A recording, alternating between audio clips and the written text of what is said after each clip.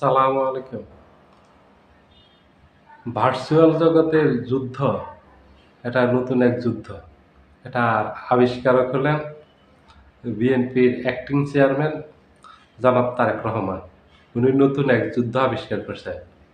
YouTube, Facebook, Twitter, Instagram, Telegram এই virtual মাধ্যমে উনি গত ১৭ বছর থেকে যুদ্ধ করতে, করতে উনি টায়ার্ড হয়ে গেছেন। এখন উনি লন্ডনে আছেন।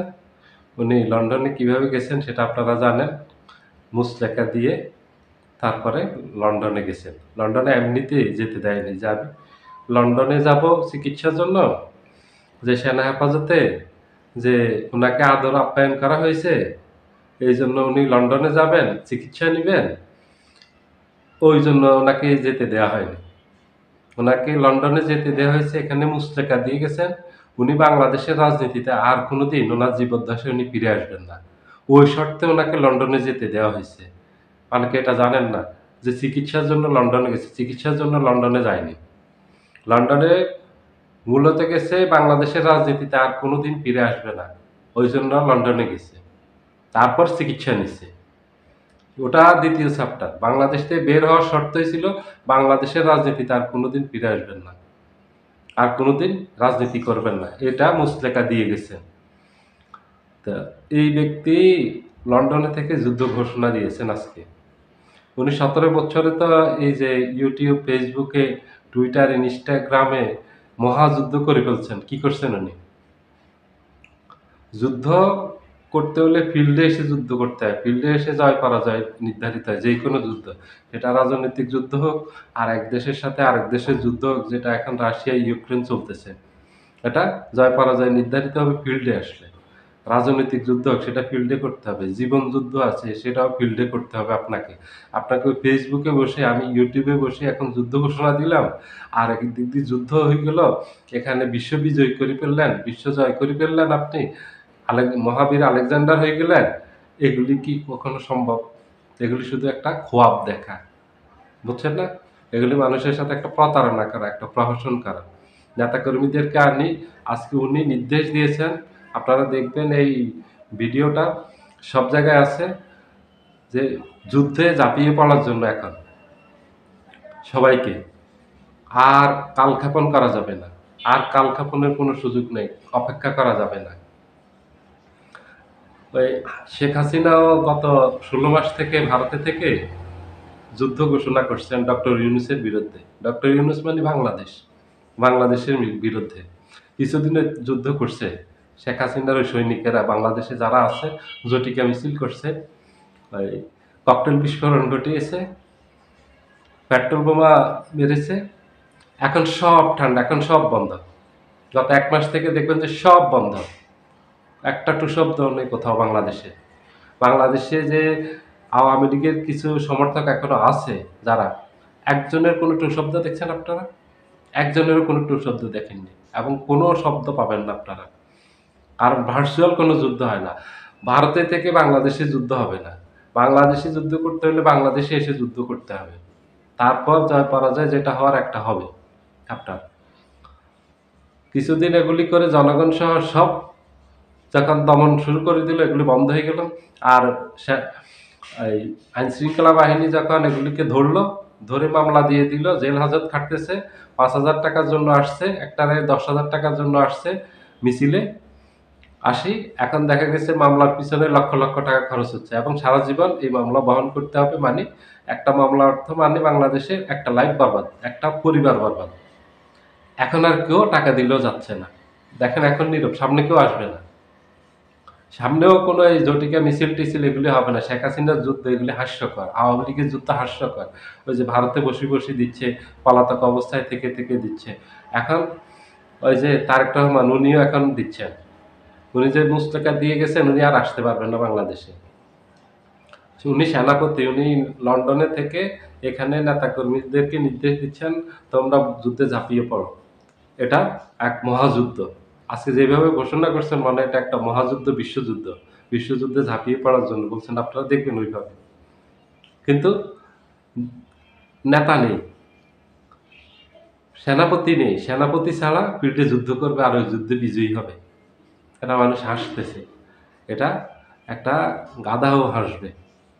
এটা একটা বোকাও এই কথাগুলিতে আমল করবে না। এই কথাগুলিকে আমল করে কারো কাছে যাবে না, কোথাও যাবে না। তারপর উনি বললেন কি, ওনারা যে ৩১ দফা দিয়েছেন, এটা নাকি মহাপরিকল্পনা দিয়েছেন। জাতির সামনে এত বড় মহাপরিকল্পনা বাংলাদেশের ৫৪ বছরের ইতিহাসে আর কেউ দিতে পারেনি। এটা উনি দিয়েছেন। উনি এত মহাজ্ঞানী। উনি ১৭ বছর ভার্চুয়াল যুদ্ধ করছেন। যুদ্ধ করে উনি কারো একটা পশমও ছিঁড়তে পারেননি। কাছে কিছুই করতে পারেননি উনি। একটা কিছু করতে পারেননি উনি। উনি সেখানে আছেন, সেখান থেকে দেশে আসতে অনেক চেষ্টা করতেছেন গোপনে। অনেক আঁতাত করার চেষ্টা করতেছেন, অনেক পরিকল্পনা করতেছেন, অনেক নেগোসিয়েশন এর চেষ্টা করতেছেন। নাটক আস্তে, আস্তে একটা করে এগুলি প্রকাশ হয়ে যাচ্ছে। উনি দেশে আসতে পারতেছেন না। উনি এত বড় বীর। উনি ওনার মা অসুস্থ, মুমূর্ষু অবস্থায় আছেন। যেকোনো সময় মৃত্যুর সংবাদ আসবে, মাকে দেখতে আসতে পারতেছেন না। উনি ওনার দলের এই যে দুঃসময়, এখন বিএনপির চরম দুঃসময়ে উনি ফিল্ডে আসতে পারতেছেন না। উনি কত বড় যোদ্ধা বুঝছেন আপনারা? গত ১৭ বছর আপনার যুদ্ধ দেখছে মানুষ। আপনি কি করছেন আর কি করতে পারেন? আর ওই যে ২০০১ সাল থেকে ২০০৬ সাল পর্যন্ত আপনি কি করছেন সেগুলি দেখছেন। আপনি এখন মানুষকে জ্ঞান দেন। মানুষ ওই ১ থেকে ৬ সাল পর্যন্ত ওগুলি ভুলে গেছে। কি কারণে আপনাকে সেনা হেফাজতে নিয়ে আদর করছে সেনাবাহিনী, ওগুলি ভুলে গেছে মানুষ। ওই যে খাম্পাকাণ্ড ভুলে গেছে মানুষ। হাওয়া ভবনের কথা ভুলে গেছে মানুষ। 10% এর কথা ভুলে গেছে মানুষ। মানুষ কিছুই ভুলেনি। আপনি যে এই দলের সিনিয়র নেতৃবৃন্দের সাথে কি করতেন, এগুলি ভুলে গেছে মানুষ। আপনি যে আরেক প্রধানমন্ত্রী ছিলেন, এগুলি ভুলে গেছে মানুষ। আপনি যে প্রত্যেকটা মন্ত্রীর উপর খবরদারি করতেন, ঘাড়ে উঠে বসছেন, এগুলি ভুলে গেছে মানুষ। সাইফুর রহমানের সাথে কি আচরণ করছেন, মান্নান ভূঁইয়ার সাথে কি আচরণ করছেন, কর্নেল অলি আহমেদের সাথে কি আচরণ করছেন, নাজমুল হুদার সাথে কি আচরণ করছেন, মান্নান ভূঁইয়ার সাথে কি আচরণ করছেন, এগুলো মানুষ ভুলে গেছে। এগুলো একটাও ভুলেনি। শেষ আপনি যেটা করছেন, সাবেক সেনাপ্রধান অবসরপ্রাপ্ত মাহবুবুর রহমানের সাথে, যারা স্থায়ী কমিটির সদস্য ছিলেন, ওনার সাথে যে আচরণ করছেন, এগুলো মানুষ ভুলে নেয়। আপনি এটাও পারেন না। আপনি যে একটা কারো পশম ছিঁড়তে পারেন না, সেই যোগ্যতা আপনার নেই, সেই মুরদ আপনার নেই, সেই সক্ষমতা আপনার নেই, সেই জ্ঞান আপনার নেই, এটা মানুষ জানে। এরকম ভার্চুয়ালি আমিও ঘন্টার পর ঘন্টা বহুত বক্তব্য রাখতে পারি। এরকম বহু বক্তা আছে ঘন্টার পর ঘন্টা দিতে পারে। আমি তো এখান থেকে মহাযুদ্ধ ঘোষণা করে দেব। কিন্তু কিছুই হবে না। এটা আসলে জনগণও জানে, আর এটা আমিও জানি। আমি যে এখন বসে দিচ্ছি, এটাতে কিছুই হবে না। এই আমারটার থেকে আপনার অবস্থা আরো খারাপ। আমি তবু রাস্তায় নামতে পারি। আমি দেশের ভিতর আছি। আমি রাস্তায় নামে একটা প্রতিবাদ করতে পারবো। আমি ফিল্ডে যুদ্ধ করতে পারবো। আমার দেশে আছি। আপনি তো ওগুলির একটা ধারে কাছেও না, আর ওগুলির ধারে কাছে আসতেও পারবেন না। আপনার সেই মুরদ নাই। মুরদ থাকলে বহু আগে আসতে পারতেন আপনি। হাসিনা-টাসিনা এগুলি কোনো ব্যাপার না।